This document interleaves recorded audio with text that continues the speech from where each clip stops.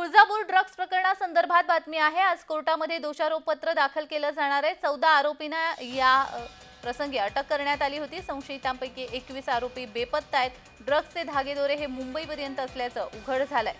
Tuljapur drugs प्रकरणामध्ये कोर्टामध्ये आज दोषारोपपत्र दाखल केलं जाणार आहे। ड्रग्ज प्रकरणातील 35 पैकी 14 आरोपी हे कारागृहात आहेत, तर 21 आरोपी अजूनही फरार आहेत।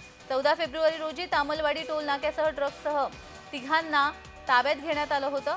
हे ड्रग्जचे धागेदोरे मुंबईपर्यंत असल्याचं आता तपासात उघड झालंय। या संदर्भात अधिक माहिती देण्यासाठी आमचे प्रतिनिधी उदय साबळे हे आपल्यासोबत जोडले गेलेले। उदय, आज कोर्टामध्ये दोषारोपपत्र सादर केलं जाणार आहे, काय अधिकचा तपशील? नक्कीच जान्हवी, जर आपण बघितलं तर तुळजापूर ड्रग्ज प्रकरणात आज कोर्टात दोषारोपपत्र दाखल होण्याची शक्यता आहे। या ड्रग्ज प्रकरणात आतापर्यंत 35 पैकी 14 आरोपी कारागृहात आहेत, तर 21 आरोपी फरार आहेत। एकूणच जर आपण बघितलं तर या ड्रग्ज प्रकरणाचे धागेदोरे जे आहेत ते थेट मुंबईपर्यंत पोहोचले आहेत।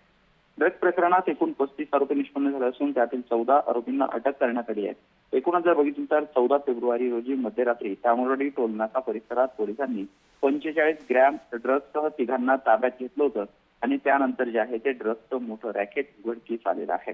एकूणच जर बघितलं तर या सर्व ड्रग्ज प्रकरणावर आज जे आहे ते दोषारोपपत्र दाखल होण्याची शक्यता आहे। जान्हवी, अगदीच उदय, मात्र अद्यापही जवळपास 21 आरोपी हे अजूनही बेपत्ता आहेत। त्यांचा शोध कशा पद्धतीने सुरू आहे?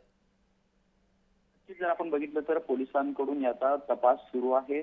अगदी सुरुवातीपासून पोलिसांनी तपासाची चक्र वेगाने फिरवलेली आहेत। इतकंच नाही तर या ड्रग्ज प्रकरणाचं मोठं रॅकेट जे आहे ते पोलिसांनी उघडकीस आणले। मात्र या प्रकरणाचा तपास सुरू असल्यामुळे अजूनही पुढील म्हणजे पोलिसांकडून तपास सुरू आहे। जान्हवी, अगदीच धन्यवाद उदय दिलेल्या सविस्तर माहितीसाठी।